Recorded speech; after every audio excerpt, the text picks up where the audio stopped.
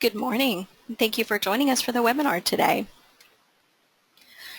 We have our guest speaker, Bill Baldwin, here today, who will be speaking on flooding in our area. The irony that it is in the middle of a storm currently where we are experiencing lots of flooding issue is not lost on me today.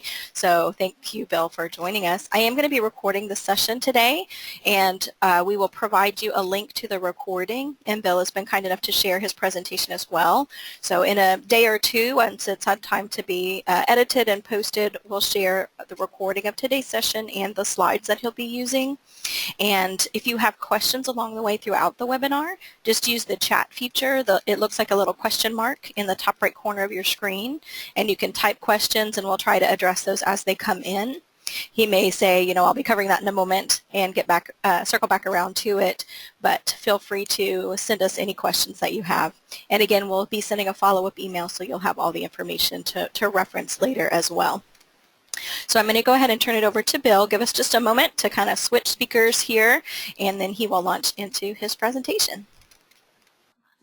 Good morning, everyone. I'm excited to be here today. I hope you are also. My name is Bill Baldwin. I'm the broker and owner of Boulevard Realty, and I've been working on this information and program really even before the hurricane as a way to educate, you know, mostly real estate agents, and then we've expanded to really homeowners associations and super neighborhoods and really anyone that's interested on the impact of water in our region. And so we prepared a 2-hour CE class called Flooding and Floodplains, and we've consolidated today down to this 1-hour presentation. So I have deleted a few things that would be in the class, and I encourage you to send your agents to the class and come to the class. And the information continually changes. There's new information almost every week with regards to these programs, and I always update it. And if you ever want the updated slides, and we will provide the entire presentation, which will, like I say, will be about double of this information along the way. So with that, let's just get started, and I look forward to your questions. I'm happy to take them along the way. The classes are designed to be very interactive, and so this is my very first webinar. I'm not going to be an expert at it, but I'll just try and do the best I can here. Houston is a region that floods. It has always flooded. It is flooding today. It is going to flood in the future, and we're going to have to learn to live with water, and we're going to have to educate everyone along the way of their inherent risk of living with water. The primary objective of the city and local governments is to keep its people safe and out of harm's way, and that's really the focus of much of what we're going to talk about today. We should not allow people to invest money, their life savings, or borrowed money into homes that we know are going to flood potentially immediately or certainly over the next 5, 10, or 20 years. The housing stock lasts a long period of time. And the reality of it is we have allowed people to do that. We didn't map and we didn't identify the risk until about the 1970s. And it is unfortunate, but we have a large amount of housing stock that is at risk of flooding, that has repetitively flooded. We know of 36,000 houses that have flooded repetitively, you know, over the last decades, and we've let people put money back into those homes, and they are going to flood again. There's not enough projects that we can do that will keep some of those houses from flooding. So, I mean, the reality of it is some housing stock just needs to be raised or replaced, and it's an unfortunate situation, but that's really where we're at. And I don't really want to get hung up on just Harvey, because it doesn't have a lot to do with Harvey, but people always love to talk about Harvey. What Harvey did was provide the wake-up call, and it had equitable distribution of pain so that we finally had the political will to go and do something about it. And these are the numbers for Harvey, but really today's presentation is not about Harvey. It's just about living with water. Harvey demonstrates and provides some information for us, but we're not going to get hung up there. One of the most important things about water in our region is that a number of individuals and organizations are responsible for the management of water. It's not just one group that can solve our problem. I talk to people all the time. We have our rowboat going and we've got 10 holes in the boat, and if you just fix 3 of the holes, you're still sinking. And so it's important for people to understand who does what and what can be done in what time frame then. So I start over here with the FEMA, the Federal Emergency Management Agency, and we know of FEMA that comes in when there's a major issue, you know, hurricane, earthquake, or something of that nature, and provides emergency relief, and they certainly do that, and they're in that game. The most important thing for our region, though, is that they control the National Flood Insurance Program that allows us to qualify for flood insurance, and they're responsible for floodplain mapping, and they're going to continually be in our lives because of that. Those situations. They have a fair amount of overreach. An example I like to give is that when you have an emergency, if you want their money, you have to declare a curfew. Houston did not have major issues during Harvey. We didn't have people that were breaking into convenience stores to get water or anything. And many of my clients and friends are in the restaurant business, and they were complaining that, you know, the waiters couldn't wait tables and the restaurants had to close. And it's just the reality. If you want their money, you must declare the curfew, or you don't qualify for the money. Much of our ordinances are also related that way. If we want to remain qualified for the flood insurance program, you must meet their standards. And many of the standards we're going to talk about today regarding the city of Houston were just to keep the region eligible for flood insurance. So we really had little choice to make some changes. They were pressuring us. Look, we're not going to give you billions of dollars if you don't do something different. Raise the standards of your construction to keep houses out of harm's way. So they were certainly quasi-responsible for some of the changes that were made at the city and, of course, at the county level. The Corps of Engineers are the ones responsible for the reservoirs. They own the reservoirs. They manage the reservoirs. The county judge doesn't regulate when they're open or closed, nor does the mayor. We really had very little information. That decision was made on their own. And they're responsible for dredging the reservoirs, building a third reservoir, all of those sort of things related to the release are dealing with the Corps of Engineers. And we'll come back and talk about them at another point. Harris County Flood Control District is the entity really created by the county and managed by the 4 county commissioners and the county judge that are the primary responsibility of flood control within our county. They're the designated group from the state of Texas. Money flows to them from the federal government and from the state government, and they're the ones that really manage the bayous. That's their responsibility. Now, they certainly do many other things, and we're going to talk about that also today, but keep in mind that's the flood control district, as opposed to just Harris County itself, which builds roads and drainage projects not tied to the bayous. And then you have the city of Houston. Certainly they're responsible for drainage under the streets, drainage in the ditches, and the street construction. Streets are designed as part of the drainage plan for the region. And we don't adequately tell people that the water is designed to be held in the street. The group that doesn't want you to know about that's the automobile industry that, you know, provided 500,000 new cars after Harvey there. But really the streets are a major component of the drainage plan. We talk about the maps and we talk about how close we are to the bayou, and while that is somewhat important, really we need to think about the whole county and forget about the bayous, because your risk of flooding is not really related to the bayou anymore. It's related to the street system, the drainage system, the construction of other things upstream or 2 miles over. All of the water in the region is designed to flow to the Gulf of Mexico. If you're in Katy or you're in Kingwood or you're in Cypress, the water is designed to get to the port or to the Gulf, and it's going to get there either in a bayou or on the street or in a drainage of some sort. So I mean, we've got to recognize that if we just worked in Westbury and Willow Bend, you're still going to flood because it's going to come from up north or out west or something. So you must comprehensively look at the entire area in order to solve much of our problem here. The city of Houston has a building standard for 1 to 2 inches of rainfall in the street, which is basically a mini 100-year storm there. But only about 40% of our streets today are even designed and built to that standard. So it can't even hold 1 inch of water. Today, on a day like today, there will be much of the region that gets 2 to 3 inches of rain in 1 hour. So literally pour your gallon of water in your quart jar and watch it overflow. The street system can't handle that much water, so it's designed to rise above the street and can get into homes and structures that are low to the street grade system. So I mean, streets are designed to hold the water, and it's designed to protect homes. In the 4th of July storm we had not too long ago, I mean, Washington Avenue and West Gray had between 18 inches and 2 feet of water. That's so that Birdsall and Cone and the other streets didn't get water. It's designed to flow into West Gray and flow into Washington and then flow over there to Memorial Park and then flow into the bayou. That's how it's designed to do. So we must continually tell people in cars, you are at risk more and more than ever before because of the intensity of rainfall.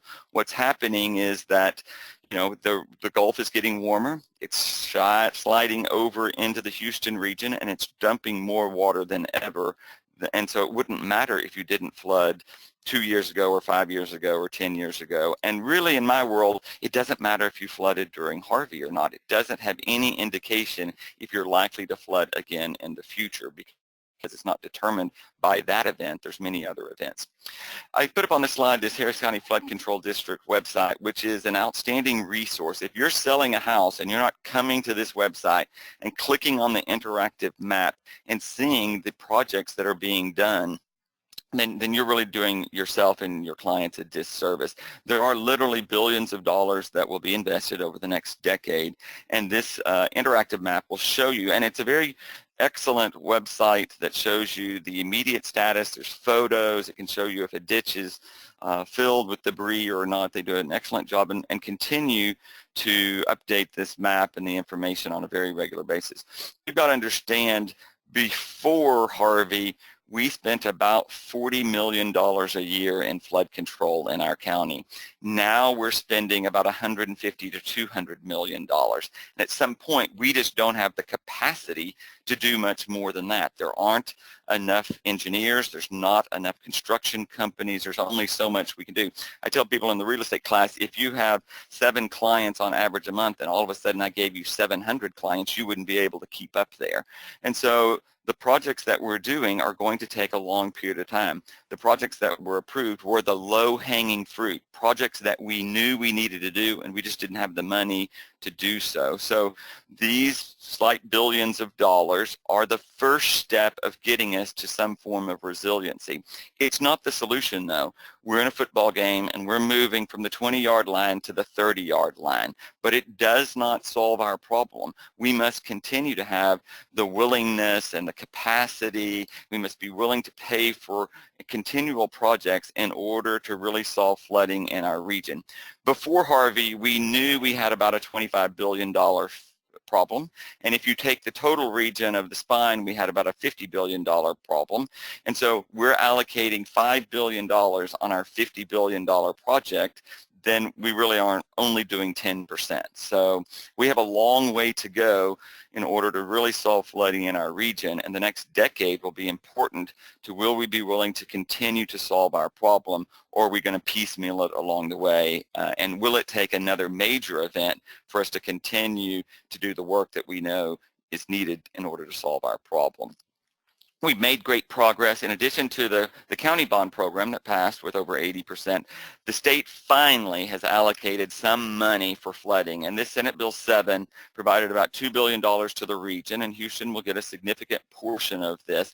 The primary thing that it's doing is updating, for us, I mean, there's a lot of projects that were just flooding projects, but updating the maps more recently, and mapping areas that have never been mapped are really an important component of this Senate bill.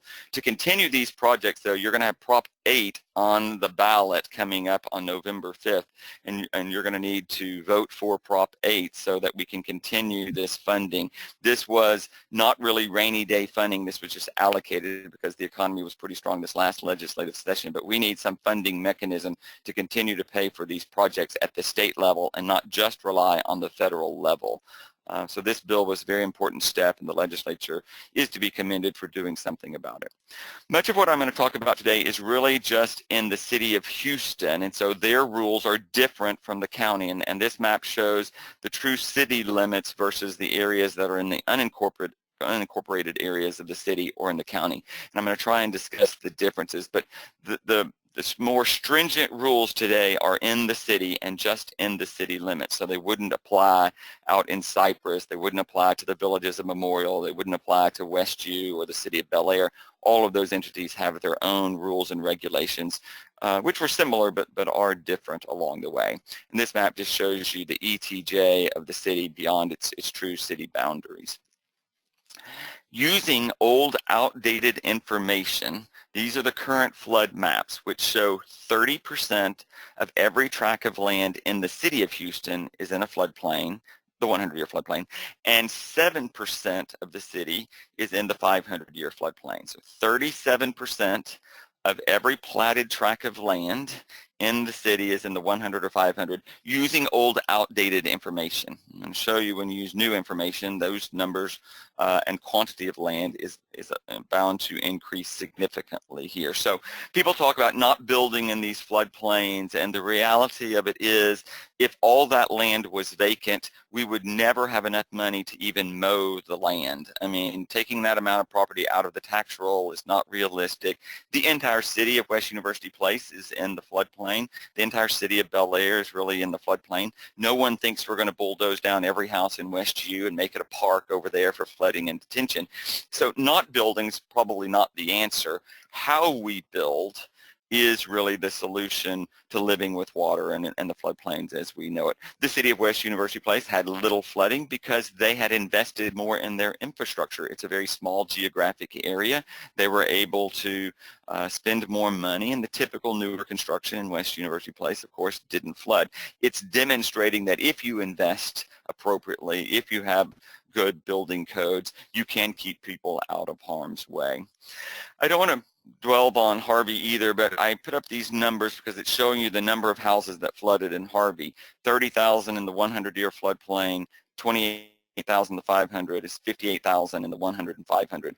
But the most important number to look at is the 90,000 structures that flooded outside the floodplain, which is demonstrating my point that the maps are not accurate, and we haven't mapped where we needed to map if more structures flood outside the floodplain than inside the floodplain. So these comments, oh, it's not in the 100-year floodplain, we're not at risk, is not an accurate statement. We're at tremendous risk outside the currently mapped 100 and 500-year floodplains. Your risk is not really related to the 100-year and 500-year floodplain anymore based on the maps that we're using. And this takes out all of the release of the reservoirs and all of the water release from Lake Houston up in Kingwood. If we just called those anomalies, the same statistic applies. 46,000 structures flooded in the 100 and 500, and still 65,000 structures flooded, not counting the reservoirs, not counting Lake Houston and Kingwood and those areas or whatever, still proving my point. The maps are not accurate. Don't worry about the map. The map's wrong. It's not getting us where we want to go. So you can't rely on that map really as your level of risk. The current maps that we have, if you look at the 24-hour number on the left and you slide all the way over to the 100-year rainfall effect, it's telling you that the current maps are assuming 13 inches of rain over a 24-hour period equaled what was the 100-year floodplain or the 500-year floodplain. And that's what we used, the information we used to calculate the maps that we currently have. That have been updated a little bit, but I mean, there really hasn't been a major update in quite a while. The reality of it is we get more than 13 inches.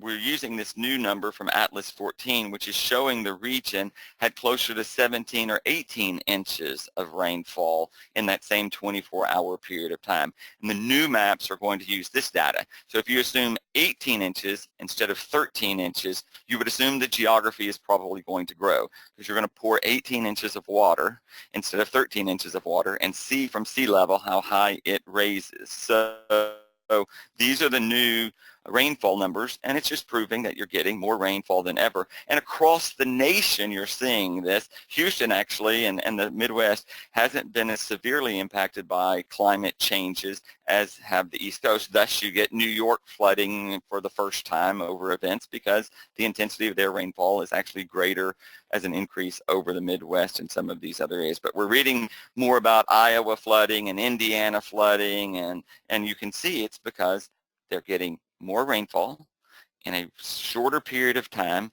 and they don't have the capacity to hold the water and address the conveyance, which is getting the water from point A to point Z as quickly as they can. So this is just showing you the entire steps on how that's going to work. So we've known this information. We're working towards flood maps as quickly as we can, but the federal government does not do anything fast, and so it's a very long process about when we're going to get these maps.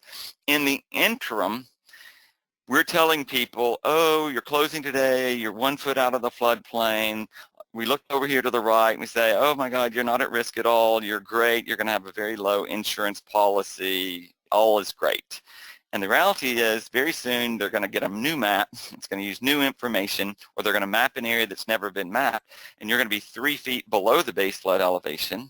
At the same time, the insurance program is changing, okay, a total overhaul of the program coinciding with new maps and new information are going to lead to significantly new numbers of houses, significantly lower in the floodplain than they think that they are. And I know that this is going to be true because I see those 90,000 structures that flooded during Harvey that weren't in the floodplain. The majority of the flood insurance claims were outside of the floodplains. More houses flooded outside the floodplain than inside the floodplain is telling me the floodplains are not accurate. So we need to be very careful in our industry, and you can use the word today, but we must also be saying things are soon going to change, and they're going to change rapidly. The program that we know it is broken. They tell you, they're straightforward telling you it just doesn't work. Texas has been subsidized. We've encouraged people to build because we've kept flood insurance very low and we haven't mapped in the appropriate areas. And this is just demonstrating that they pay twice as much in Rhode Island for flood insurance as we do in Texas, yet Texas has the majority of the claims of the flood insurance program. Rhode Island senators are getting a little frustrated, as are South Dakota, Utah, Indiana, Illinois, Wyoming, and so they're telling you, you're going to have to pay your fair share for your risk here because what we have is broken. We're losing billions of dollars every year under the current deal. So we know that your risk is different from the current flood maps, and it's not just based on rainfall and the bayous. And so we're going to have a new type of mapping, and it should not be based on geography. If you live across the street from the bayou, you're paying a certain rate now. But it doesn't need to be based on geography. It needs to be based on total amount of risk. What is the street system? What is the drainage system? What is happening 2 miles upstream? And the reality of it is, we know these things. With technology today, we know where all the houses flooded, and we know that they're not necessarily by a bayou. So the maps are going to change significantly also as we map more places. So it should be based on your risk. You must think of it similar to your car insurance. Your risk is based on how old you are, where you live, where you drive to work, how many tickets that you've had. That's more important than where your car is parked, okay? It's not where you're parked, it's where you're driving and who's driving it. If you have 4 tickets, you're probably going to pay more than the guy with 1 ticket. So the house that's close to the floodplain that didn't flood may pay less than the guy or home that's 4 miles out of the floodplain but did flood 3 times over the last 10 years. It's going to be based on risk, and the risk factors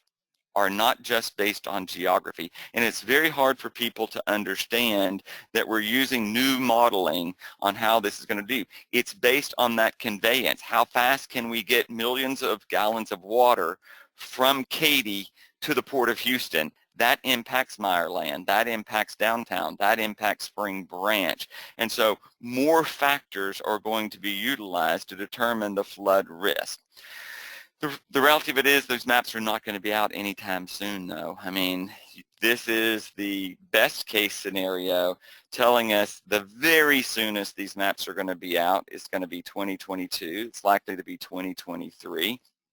They're going to put some preliminary maps up by sometime in 2022, and we're going to get to comment on them. They love comment periods over here in the federal government, and there'll be some modification based on that information. So for the short term, 2-3 years, we're still going to use old maps, outdated maps, and areas that aren't mapped, which leaves Houstonians and people in Harris County at inherent risk at the same time that the flood program is going to change sooner than that.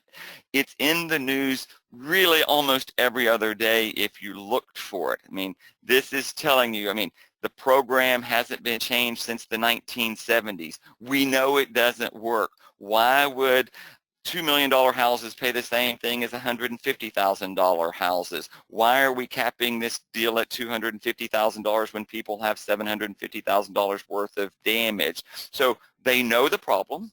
They know it's broken. We know it's not been sustainable, losing $20 to $30 billion a year. So they're telling us new rates are going to come out. Today, they're telling us April 1 of 2020. So we're going to give you a new rate in 2020. You're not going to like the rate, I can tell you. And then it's going to go into effect, and they're telling us October of 2020. It's the federal government. It's going to be a federal election year. Likely these things move one more time. No one's going to take your $427 rate outside the floodplain and charge you $15,000 the month before an election. So I'm a realist that the number probably gets moved a little bit because I've seen it in my 22 years of real estate. But the reality of it is people are going to need to get ready to pay a lot more for flood insurance in Houston, Texas. The program we know goes away. Grandfathering goes away. This ability to give your policy goes away. It doesn't make sense to give your policy or keep paying $427 a year if you've been claiming $250,000 3 times over the last decade. Some of these programs, and it is uncertain. I want to be clear. I try to make it as clear. There is no guarantee. I'm not telling you exactly what's going to happen. I'm just telling you it doesn't take a rocket scientist to figure out over here. You lose $30 billion a year. Texas pays the least amount of premiums. People outside the floodplain are paying the least, yet they have the highest amount of claims. Common sense says we're going to do things a little bit differently, and they talk about it in these articles, reference these sort of things. City of Houston had a $700 million flood insurance policy, and we had a $2 billion claim over here also, so we obviously were underinsured. 7 sewage treatment plants flooded. It doesn't make sense to even repair those sewage treatment plants because they're just going to flood again. They've historically flooded. So we're having to rethink just the assets of the city of Houston and how we can better prepare also for more resiliency. So there's a lot of things we need to talk about. Detention is holding water, and that's one thing that we can do. But the detention standards we've been using for projects just like this are inadequate. These type of projects are at risk for flooding because this detention program assumed 13 inches of rain. It didn't assume 18 inches of rain, and it certainly didn't prepare for 22 inches of rain that you're likely to have during a Hurricane Harvey type event. So the standards for detention are going to change, but we're going to have to think about holding water in other areas. And we've learned from other cities. New Orleans is a perfect example of where they're learning. They don't allow any surfaces to be covered that aren't impervious today. Only impervious concrete or things that can hold water longer. We're going to have more rain barrels. We're going to have more areas for water. We're going to have to hold the water longer, but so it can actually recede appropriately into wherever it's going, the street grid system, the drainage system, or the bayous.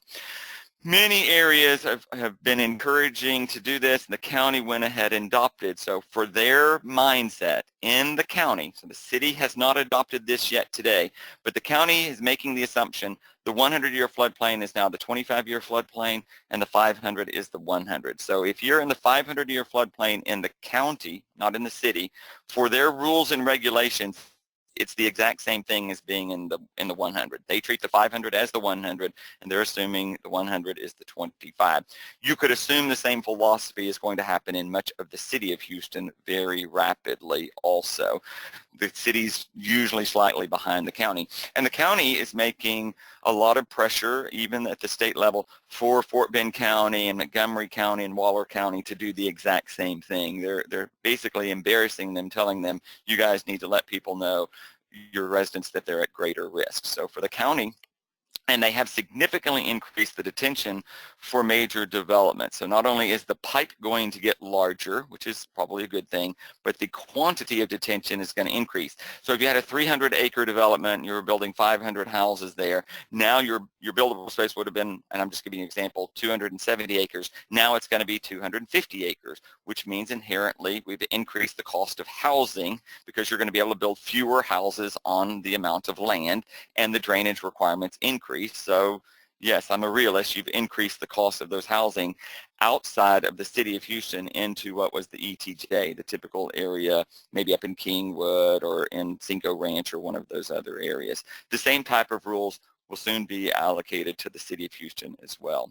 So instead of just putting water into the drainage system, which cannot handle it, we need to hold the water. This is an example of a busy corner throughout New Orleans that they went, assume the corner of Bissonnet and Buffalo Speedway. Maybe that doesn't want to be a house any longer. Maybe it wants to be a little neighborhood park, and you can have birds and butterflies half the time, but that's where you'll hold the water and you'll wait for it to rise there before it can ever get into the street grid system. So you're routing the water from the street, not into the pipe that can't handle it. You're routing it into another area. We just did a major project in Alameda, close to Herman Park, where we've done the exact same thing. So you're going to see more and more of this, where you're not just routing into the storm sewer system, you're routing into another area to hold the water. And this is a perfect place to do this, I think, equitably across the region. So holding more water and then getting the water out as quickly as we can.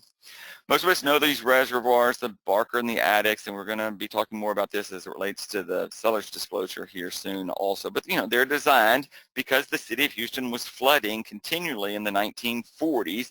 We created these reservoirs to hold the water. You hold it there over time. Rainfall goes away, and then you release the water, you know, incrementally so that it can go out and meander its way to the Gulf of Mexico. But these reservoirs today, because of silt and sand and trees and other things, do not have near the capacity that they had 50 years ago. Because they're federally owned and we don't know what to do with the invasive species, it's not like they just go over there and take the dump truck and, you know, lower them by 5 feet, which I'm a huge proponent of. They need to hold more water. If they held more water, it would be safer for everyone downstream. Just to study this is a 3-year process with FEMA and the Corps of Engineers. I mean, just to study it. I don't have a degree in engineering, but I can tell you we need to dredge the reservoirs. If we're not going to get the third reservoir, which many of us believe we need, let's at least dredge the ones that we have and increase their capacity. Increased capacity is what we're going to be talking about for a very long period of time. And remember, many areas that we talk about, Greenspoint Mall, Greenway Plaza, they were built without any detention requirements whatsoever. There were no rules and regulations when they built that. And so you wonder why some of those areas flood. New development can increase that detention capacity and actually be better for surrounding areas than leaving them the way that they are. And of course, 2 major areas, when you see these drains over to the right, every time there's a leaf or a water bottle or a plastic bag that's going into that drainage system, that's less capacity for water. We need to all, as the real estate agents and firms, go to the Adopt a Drain program. You can adopt, there are 9,000 drains. There's about 1,200 of them that are adopted. And we need to adopt the drain and clean it of debris 4 times a year or anytime there's going to be a pending storm, and report anyone that's blowing leaves or anyone that's putting trash into that drainage system because it's not allowing for the capacity of water. Same with the ditches. If there's trash in the ditch, then there's not room for water in the ditch, which forces the water someplace else, either up into the street or over into a home. So we need to do better about those projects. And these little intakes you can see all the time are telling you that the water is going to Galveston Bay. It's your little reminder that every time you put a leaf or gum wrapper or Coke can in there, that's what's going into the Gulf of Mexico over there. So remember, street drainage is what we need to be thinking about. And the city and the county, of course, are in the street building business. And we could solve our problem by building better capacity, but the reality of it is we would build less roads. People already bitch that we don't build enough roads as it is today. Do you think we would rather build 5 miles great or 1 mile or 20 miles not so great, but you get 20 miles covered? And so that's what happens. We keep building roads to a 1 to 2 inch standard when really we should be building to a better standard along the way. And so you're just going to have to continue to pressure your city council members and the mayors and the county commissioners that we need better requirements for the streets as we're doing the streets, because that street's going to be there for a very long period of time. And then this constant reminder, remind people, streets are designed to hold water. You're at risk. Driver beware. Beware more than ever because of the intensity of rain, and that's where the water's designed to go. You wouldn't drive, if the bayou's empty, drive in it, I suppose, or walk in it, but when it's raining, don't get into the bayou because you're going to have flash flooding. You're going to have more flash flooding in streets. We need to make people aware of this sort of setup here and clean the drains. Work on that Adopt a Drain program. So the city, starting last September 1, set a benchmark and said what we've been doing hasn't worked and it's done our citizens a disservice. And we had to draw kind of this line in the sand. And in reality, it is more restrictive than it needs to be for today. I don't think anyone's denying that. What it's saying is the housing stock, the remodeling, the additions were going to last 30, 50, 70 years from now. So we need to build to a standard, assuming the 18 inches of rain is going to be 21 inches of rain 25 years from now. So there's no doubt it's too high. No one is denying that, but it's saying inherently we have to build for a higher standard and assume the same phenomenon is going to continue. Where it doesn't make sense, we kind of put in a process that allows for an appeal. If the street got 4 feet of water in Harvey and the new rule is 9 feet, yeah, you can convince the world and the city that you want to build at 5 feet because we're really not building to Harvey standard. That was probably an anomaly, but you must assume. So Chapter 19 of the Code of Ordinances regulates everything that happens in the 100-year and the 500-year floodplain. Okay, it never regulated the 500-year before, so we added that in there. So that 37% of the property now has an additional layer of oversight, and we've intentionally made your life more difficult. Anything you do, replacing an air conditioning, replacing a sidewalk, building a garage, remodeling, is being monitored at the city in those geographic areas. We have a hold on them. If you're used to the historic district, we do the same thing. You do something in a historic district, someone has to go over there and click the button and give you permission to replace your roof in the historic district. You can replace your roof, you just have an extra layer of government. And we've done that. And there hasn't been that much brought up about this, but this is a significant change. And you go to do anything more than $10,000, you've got a whole new layer of scrutiny on your house. And it's $10,000 since September 1 of 2018. It's cumulative. So you replace your air conditioning unit, it's $6,000. We click the little box, we let you do it, but we've subtracted $6,000 from your $10,000 threshold. And you go and do a driveway for $6,000 the next year, ding, ding, ding, ding, you're more than $10,000. We got another layer of scrutiny on your project. So it does create a delay of your permitting process in the 100 and 500-year floodplain for the time being. These rules will be revisited after the flood maps are changed, but we're not talking about that until 4 more years. So Floodplain Management Office has to approve work that's being done in the 100-year and 500-year floodplain. This is just in the incorporated city limits. So if you're not in the city of Houston, if you don't vote in the mayor's election, it doesn't apply to you. So it's not in the county, it's not in Bel Air, it's not in West U, but it's in the city of Houston. So we need to make sure people understand where you get permits. We pretty much know in our industry, plumbing, electrical, HVAC, we understand that sort of thing. We understand the fair number of people that don't get a permit. I'm not going to go down that path. You are required because the city's trying to ensure your public safety. They want to make sure the air conditioning guy or the plumber didn't take advantage of you or the electrician. But you also need a permit What you don't know is that if you replace a roof, you need a permit. You have a little hail damage, you can replace 100 square feet. But if you replace your roof, they want to ensure that you have a hurricane standard there. If you replace some siding more than 128 square feet, that's one side of a garage, you need a permit. You replace a window, you replace a door, you get a sidewalk, a driveway, you get a patio or pergola or something that's going to impact the impervious cover. You need a permit for those sort of things. Many of the time. So we're regulating and keeping track of your $10,000 through the permitting department. So we've got this $10,000 threshold that applies to all the properties in the 100 and 500 year floodplain. And you start exceeding that, new rules and regulations kick in. And this is the summary of the new rules that went into effect. Most of our world, real estate and the media, has focused on new construction in the 100 and the 500 year floodplain. The top numbers where we're talking about the new houses in Meyer land where they're going up 7, 8, 9 feet higher than they used to be, which is the 500 year standard, not the 100 year standard, and we added 2 feet. Years ago, we built at the 100 year floodplain plus 1 feet.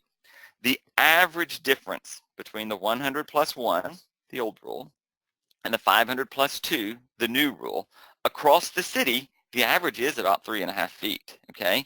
It's as high as 6.5 feet downtown Houston or near North Main or certain sections, of course, of Meyerland or Shady Acres. So a lot of these developments hurried up and got their permit, and they built at 100 plus 1. And today, we're telling that person, you're 1 foot out of the floodplain. And very soon, they're going to be 2 feet below the floodplain. And very soon, the flood insurance program isn't going to be the way it used to be. All of a sudden, many thousands of homes that were not in the floodplain are going to be in the 100-year floodplain, and they're going to pay a lot more for it. I don't know how to be clear about that. You don't have to be, I mean, just calculate the numbers. Use 18 inches versus 13 inches. Remap, and houses that were built low are going to be below the base flood elevation. The base flood elevation isn't accurate. The new construction probably isn't our biggest concern at the moment because I think we've talked about that a lot. You need to go to the middle of the page and talk about substantial improvement and substantial damage, these areas in the middle. So additions, you do a minor addition, less than 1/3, and you're in the 100-year floodplain. We're going to let you use the old standard today, but these rules change all the time. That's stupid. Why we would let you build and then let that flood, I'm not real sure, but today we let you do that. Keep in mind, City Council meets every week. Ordinances change every week. But if you do an addition in the 100 or the 500 greater than 1/3, you must have your addition at the 500 plus 2 feet. So your typical house in Timber Grove, you've got the old house, it's 1,000 square feet, you add your 500 square feet master bedroom, bath, and closet. Yes, it's 5.5 feet of your steps to get up to your new addition. That's where we'll rescue you in the boat next time we have a hurricane like addition, and the bottom of your house is going to flood most likely. So the additions, we're doing our best to get them as high as we can. It's the substantial improvement and substantial damage that's going to catch so many people. The typical person that flooded in Harvey, those 149,000 houses that we let build back, that in my opinion have a very high probability of flooding again in my lifetime, we're not going to let them do that again. Okay, and it's not only just the hurricane events. This applies to any substantial improvement, remodeling, or substantial damage, which could result in a tree falling on your house, lightning striking your house, some sort of damage to your house, car driving through your front window or whatever. You have substantial damage or substantial improvement, and you're in the 100-year floodplain today. We are not going to let you build that house back. We're not going to let you remodel. We're not going to let you invest any money until you take that entire house out of harm's way by raising it to the 500-year plus 2-foot level. If your investment is greater than the substantial improvement on HCAD today, okay? So you have a house in Westbury, $400,000 on the tax roll, $350,000 of that's dirt, $50,000 is land. You go do substantial improvement more than $25,000 plus $1, cumulative since September 1 of 2018, okay? You did your driveway last year, now you're going to remodel your kitchen and bathroom. Not going to be able to remodel your kitchen and bathroom till you raise the entire house to the 500-year level +2, which is not going to be affordable. You're not ever going to do that. You're going to be forced to tear down that house and build new, okay? The rule's pretty stringent. The rule's pretty tough. The philosophy is we don't want people to get a loan. We don't want people to borrow on their 401k. We don't want to borrow from our parents and invest money into a house that we have a pretty good high probability that's going to flood again. It doesn't make any sense to let people continue to do that. And it is going to harm. It is punitive. I'm not making a statement here other than the truth. Hundreds of thousands of houses that remodeled after Harvey would not be able to remodel again today post-Harvey, okay, if we had the exact same event again. Everyone needs to be talking about substantial damage and substantial improvement, because these flippers that hurried up, bought a house, or you sold right quick, or today you're just waiting for the next flooding event in Oak Forest or Shady Acres, I'm telling you, I'm not going to let those people do that. We've got to get the houses out of harm's way, and this is really the way the government's going to do that, and it is going to cost many people. And keep in mind, these same homeowners today are likely in the very near future have substantial increase to just their insurance program. A, they're going to be in a floodplain, whether they think they're in one or not. A, the grandfathering is going to go away.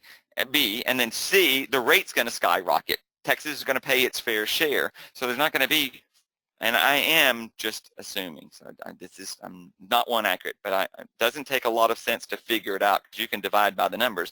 Instead of paying $1,400, you're going to pay $14,000, and these $179,000 houses or $249,000 houses that are low to the ground, the people aren't going to want to pay $14,000, and that's, I'm just telling you, it's government oversight.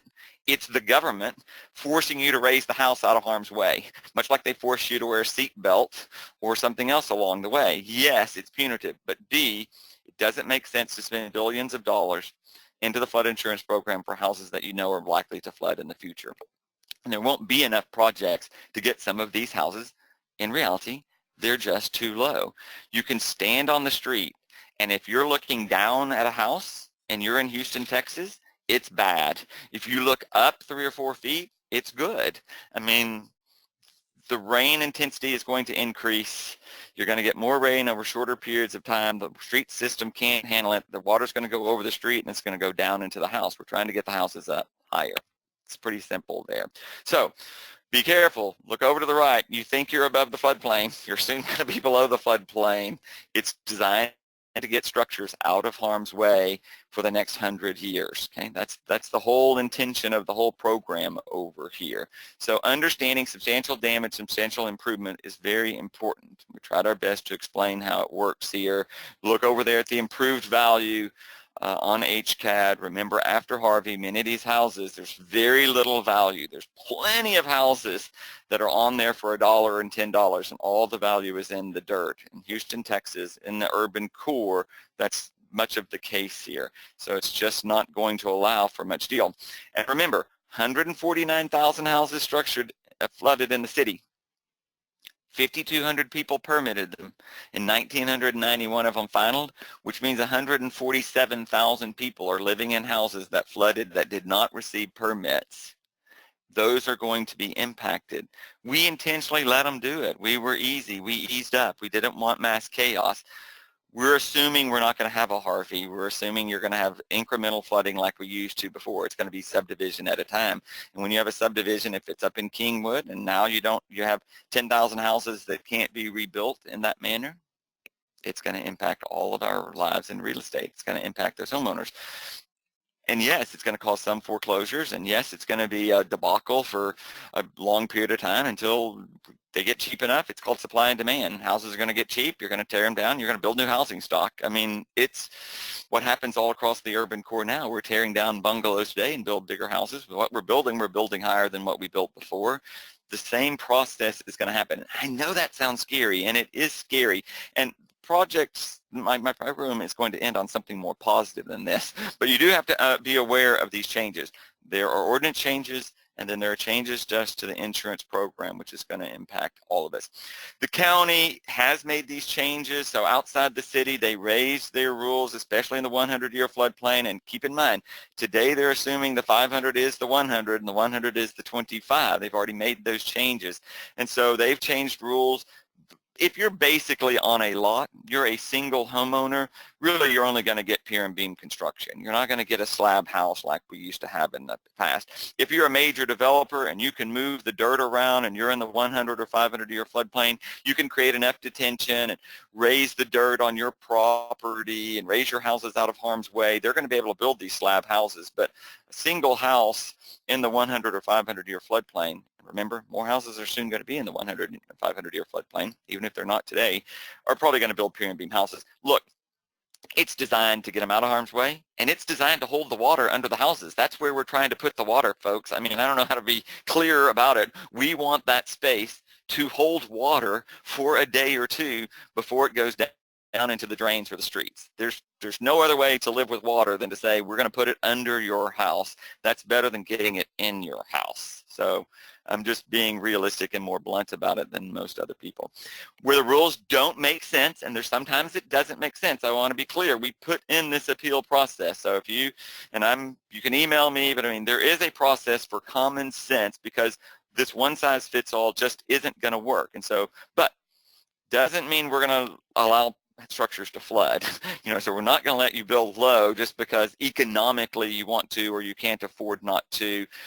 I understand that. We're not going to let people invest money. We're not going to let you try and get more federal money for houses that we knew we could have prevented from flooding. So what you really need to know today, for the next 3 to 4 years, the most important information you can have is where is the 500-year base flood elevation. This is what we need to know. I know today to close on a house in the 100, we're looking at the 100-year. I know people are used to looking at the 100-year. I just need for you to think of the 100-year as the 500-year. And the city only cares about the 500-year base flood elevation and what that number is if you're going to go do any work in any of these properties in the 100 and the 500.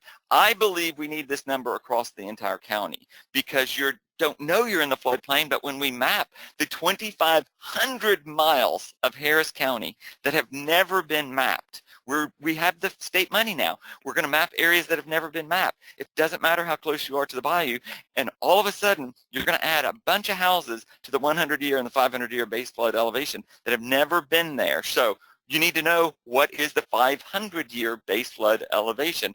This is the most important thing.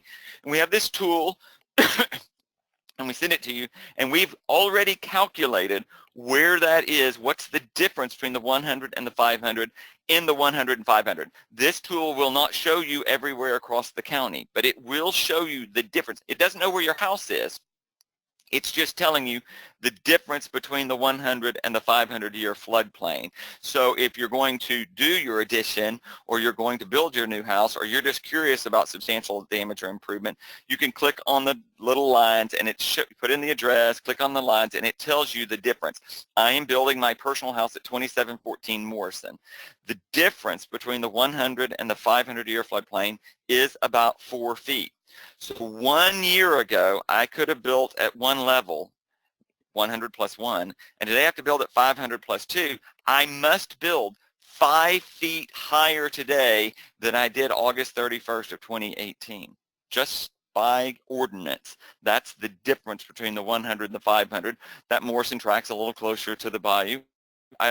I don't want to flood, so I'm going to build 5 feet higher than I used to, I suppose. So this is what the map is telling you. You click on the little lines, and it tells you, and it's relatively easy. It doesn't know where the house is. You must have the elevation certificate for me to know where the house is, and that tells you how far out of harm's way you are. So in addition to finding the 100 and the 500, you now need an elevation certificate in the 100 and the 500, but we need to know not the base flood elevation of the 100, you need to know the base flood elevation of the 500.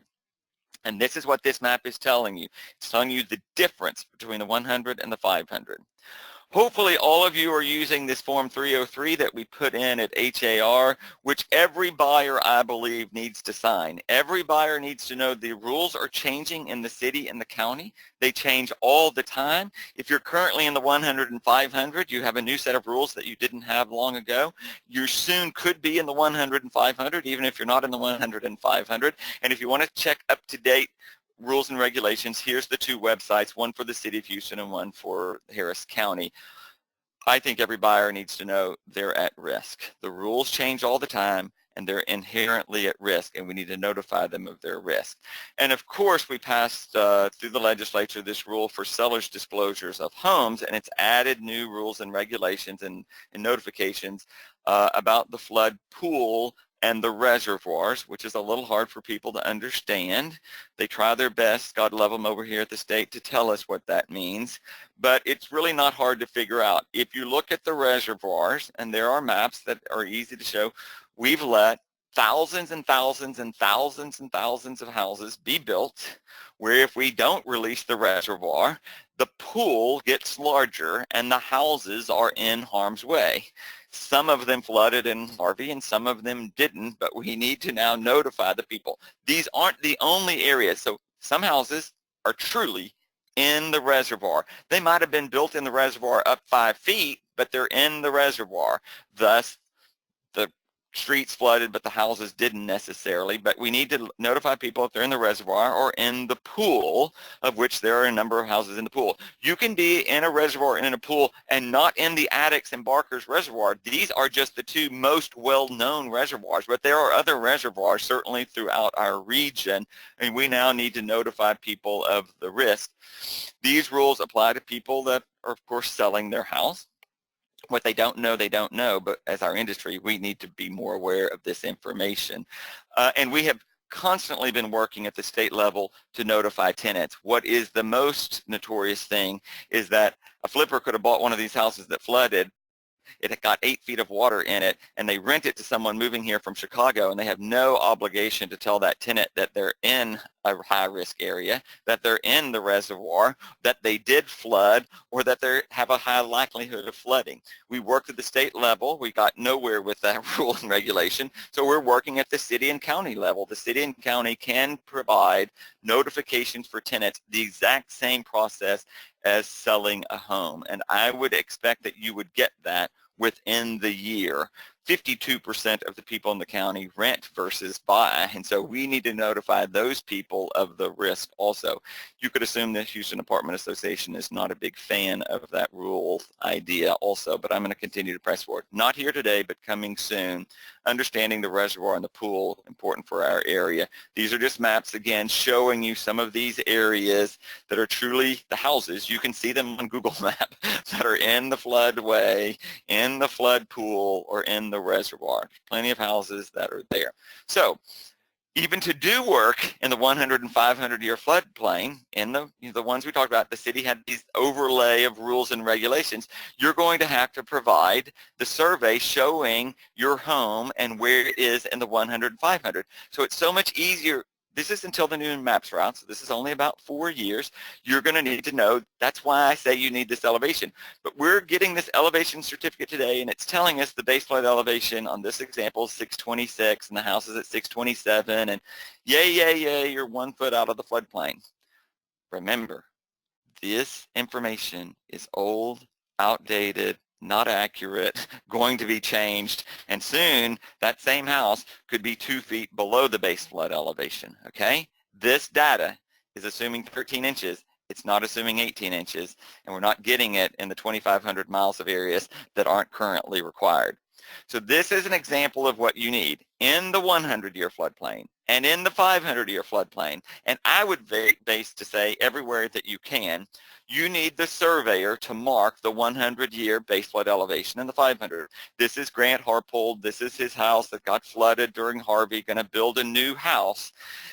Before he can submit for any permit, has to submit what he's doing, or they or you or any homeowner, in the 100 and 500 and show where the house is going to be in a distance. So in this scenario, before September 1 of 2018, Grant and his wife could have built at 49.5 plus 1. So let's call that 50 and a half. Today, the base flood elevation at the 500 level is 52, so it's 3.5 feet higher base flood elevation, and then the rule's a foot higher than it used to be. So now he has to build at 54 instead of 52, the 500 plus 2. So he's building 4.5 feet higher today than he would have before these rules went in. Same if you have a house and you're doing your addition greater than a third, you're going to have to raise your house. Your addition's got to be greater than, you know, it's going to be this new 4.5 feet. So you need these numbers to go re-roof your house, to get a driveway, to replace the garage, to replace an air conditioning. Anytime you get a permit, we need to know this information. So it's just easier to go get it now. So say you have a homeowner and they haven't had a survey in 10 years, they got to, and their AC goes out. Now, if it's not less than $10,000, we're not doing that today. But when the 10,000 threshold kicks in, the city's going to compare the number that they have on file versus the number of the homeowner. So the homeowner's going to have to prove, where am I? And soon your air conditioning unit's not going to be on the ground. It's going to have to be at 500 plus 2, which is going to be 8 feet up in the air. And if your AC goes out on Friday and you can't get your permit to replace the AC until you get your survey of 500 plus 2, and it takes you a week or two to go get your survey, it's going to be hell over here. All these people in this interim, 4 or 5 years, need to go get the survey and have the 500-year plus 2, notify the 500-year base flood elevation. And then go get an elevation certificate to show us where the house is. Is the house well above 500 plus 2? Very well could be. Or is it below that? Because that's what the city's going to want to know. Where are you? Only way to do that is to have this information. So if we're selling houses today in the 100 and the 500, have the survey mark the 500-year base flood elevation. If you're selling a house the 100 and 500-year floodplain today, you used to only get the elevation certificate in the 100, go get the elevation certificate in the 500. Just to mark the 500 shouldn't cost you a dime, okay? So that doesn't cost anything. To get the elevation certificate in the 500-year floodplain, of course, yes, we've added another couple $100, maybe as much as $500 to people in the 500-year. A, they're going to need it to get a permit. B, they're going to need it very soon to get the flood insurance, because the flood insurance, if the flood insurance made the same assumption, until the new maps, all of a sudden, let's assume the 500 is the 100, we're going to need to know where you are in the 500. So we need this information as quickly as possible. If you get the information and you're significantly higher than 500 plus 2, you're not going to have a problem. Your insurance is going to be low. You're going to be able to do the remodel. It's all going to be fine. Okay? And many places are above the 500 plus 2, but many are not. And so these are the ones that are at risk. There's plenty of YouTube videos on how to read the elevation certificate, so I'm not going to go into that. And then, how are we doing on time? We're there. I just want you to know, we currently have, so we've talked about the floodplain in the 100 and 500, more structures flooded outside the floodplain. So remember, the city of Houston is about to adopt rules outside the floodplain also that's going to impact the other 63% of the property owners. So assume new changes outside of the floodplain on your elevation. Instead of being 4 inches above the crown of the street, you're going to get to be 12 to 18 inches above the crown of the street, which is really going to cause you to have a pier and beam construction anywhere in the city on a single lot. And we're cracking down on drainage and other things. So I'm adding all these slides to let you know changes are coming outside the floodplain as well. There are a number of projects that the city has that we're working on to mitigate these programs, and there's 4 that I've identified here that can significantly get houses out of harm's way. Hundreds of thousands of houses could be out of harm's way, but these projects are 4 to 10 years from being implemented, and we're going to have a painful period until that 10 years, and that's just the first step of solving our problems. Do we have time for any questions, or do we have any questions? We're going to send you all the slides of this program so that you have them, even the ones that I didn't cover today. And we didn't have any questions come in while he was talking, but just to remind you, feel free to go ahead. If y'all are fine staying online, we are fine talking just a few more minutes for you guys. Bill has such great information. I know it's a huge amount to absorb all in one quick presentation. He's done a fantastic job of squeezing all this into 1 hour, by the way. So use that little question mark icon that you're seeing in the upper right corner of your screen if you'd like to send a question to Bill now for him to address during the webinar. We'll be glad to try to do that. And thank you, Natalia, for your input there, for attending today. We really appreciate that. So again, submit anything you've got to Bill. I'm certain that you probably have questions, you just might not be able to process them into the form of a question at the moment. Do you have your contact information? Do you mind giving that out? Yes, they can just contact me at Boulevard Realty at bill@yourbld.com, or you can call me at the office, 713-862-1600. I encourage you to send all of your agents to my flood class. It's 2 hours of continuing education, or my 3-hour class of Realtor in the City, which is another 3-hour continuing education class. We hold them here at HAR or around the city, or I'm happy to go to any group that can gather together 35 to 50 people. That's really designed to be very interactive. Many people have taken it a couple of times. I've gotten 100% approval rating for every class that we've ever given. So we just want to get our community educated so we can continue to educate everyone within our region of their inherent risk and get people out of harm's way. And the next time that we're having the 2-hour course, we'll be here at the HAR Central location on the Southwest Freeway, November 22nd from 10 a.m. to 12 p.m. And the slide that he has showing on the screen, that har.com/education, is where you can go to look for his class, A Realtor's Survival Guide to the City of Houston's Floodplain Ordinance. Same title as the webinar today.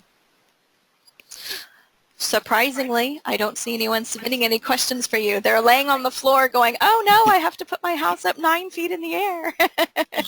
Perhaps, I don't know. But it's a little scary in the short term. Yes, but again, for the greater good, right? The whole idea is it's going to hurt a little up front to try to protect you and the greater good of the entire city and county and surrounding counties. So, absolutely. Awesome. Well, thank you all so much for attending online, and especially thank you, Bill, for being here today and giving this presentation, especially on a day like today. Could the weather gods have not given you a better setting? I hope everyone stays safe out there, and again, really appreciate your time today. Have a great rest of your day. We'll go ahead and close out the webinar now, and you will receive an email which will have a link to the webinar recording as well as Bill's slides. He's going to give you the big, giant, fat presentation, all the slides that he wasn't even able to fit in today, his extensive presentation. So we appreciate him very much. Y'all have a great rest of your day. Stay very safe. Thanks again. Bye-bye.